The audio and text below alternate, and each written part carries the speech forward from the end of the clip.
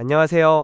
오늘은 아나운서, 과학관장, 그리고 상담학 교수의 통찰을 바탕으로 우리 삶의 깊이를 결정짓는 세 가지 핵심 질문에 대해 학술적으로 탐구해 보겠습니다. 마음의 슬픔을 다루는 방식과 지적 겸손, 그리고 관계를 대하는 태도가 우리 인생의 밀도를 어떻게 바꾸는지 함께 고민해 보는 시간이 되길 바랍니다.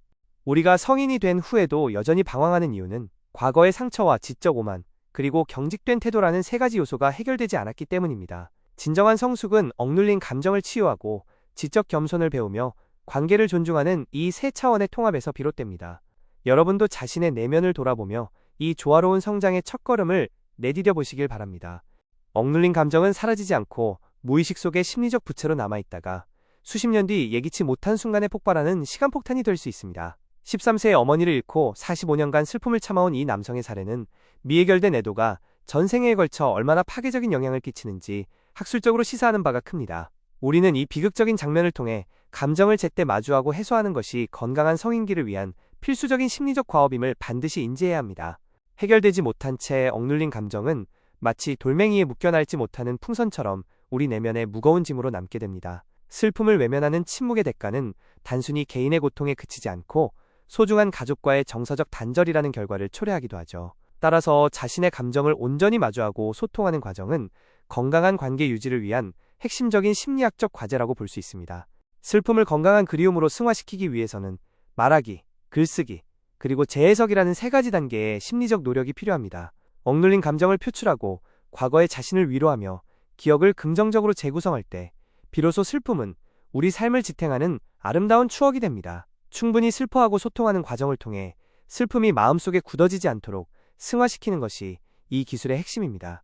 과학과 신앙은 각각 어떻게 라는 메커니즘과 왜 라는 목적을 탐구하며 역사 속에서 갈등보다는 공존의 시간을 훨씬 더 길게 공유해왔습니다. 뉴턴이나 갈릴레오 같은 과학자들이 과학적 탐구를 통해 자연에 숨겨진 질서를 발견하려 했듯이 두 영역은 진리를 향한 서로 다른 층위의 질문을 던지고 있는 셈입니다. 따라서 이들을 이분법적인 대립 구조로만 보기보다는 세계를 이해하는 보완적인 시각으로 바라볼 필요가 있습니다. 우주의 팽창 속도가 10의 60제곱분의 1만 달랐어도 별은 존재할 수 없었으며 우리 몸의 DNA 또한 30억 개의 염기쌍이 단 하나만 어긋나도 치명적인 결과를 초래할 만큼 정교하게 설계되어 있습니다. 이처럼 우연이라 하기엔 너무나 경이로운 우주의 질서 앞에서 아인슈타인을 비롯한 수많은 과학자들은 종교적 경외심이라는 깊은 지적 겸손함을 느껴왔는데요. 여러분은 이 완벽한 조화 속에서 어떤 과학적 진실과 철학적 의미를 발견하고 계신가요? 뇌과학이 신경물질을 설명할 순 있어도 나는 누구인가? 라는 근원적 물음에는 답하지 못하듯 과학에는 분명한 한계가 존재합니다. 따라서 증명되지 않더라도 우리 삶을 지탱하는 사랑과 도덕의 가치를 인정하는 지적 겸손을 갖추는 것이 무엇보다 중요합니다. 진리를 사랑한다면 여러분의 과학적 잣대가 세상의 전부가 아님을 인정하는 용기를 내어보시기 바랍니다. 여러분, 나이가 들수록 내면의 위축을 보상하기 위해 자아를 인위적으로 부풀리는 나르시시즘의 심리적 메커니즘에 대해 학술적으로 살펴보고자 합니다. 이는 단순한 자신감이 아니라 타인에게 초라해 보일까 두려워하는 방어기제로 스스로 성찰하지 않으면 주변 관계를 파괴하고 고착화될 위험이 큽니다. 프로이트조차 경고한 이 마음의 풍선을 경계하며 건강한 자아를 유지하기 위한 비판적 이해가 필요합니다. 교수님의 직급에 따라 달라지는 교육 방식을 통해 진정한 가르침의 의미를 살펴볼까요? 진정한 어른은 정답을 가르치기보다 상대방이 스스로 답을 찾도록 힌트를 주며 기다려주는 지혜를 발휘합니다. 우리도 과거의 방식에 갇히기보다 젊은 세대와 소통하며 배우는 영멘토링의 자세를 가질 필요가 있습니다. 인류 역사상 평균 수명이 30대였던 과거와 달리 현대인은 50세 이후에 비로소 제2의 전성기인 르네상스를 맞이하는 신인류로 진화했습니다.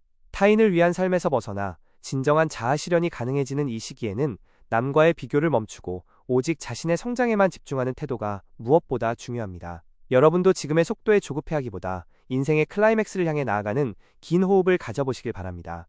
여러분, 인간관계에도 적정 온도가 필요하다는 온도의 법칙을 학계의 관점에서 살펴봅시다. 샤워기 이론처럼 단 한 번의 비난이 그간의 모든 칭찬을 무색하게 만들 수 있기에 갈등 상황에서는 감정적인 대응 대신 침묵을 지키고 곁에서 지지해주는 태도가 건강한 관계 유지에 필수적입니다. 여러분, 깊이 있는 삶을 향한 여정에는 마음의 치유와 지적 겸손, 그리고 타인을 대하는 성숙한 태도라는 세 가지 인문학적 과제가 놓여 있습니다.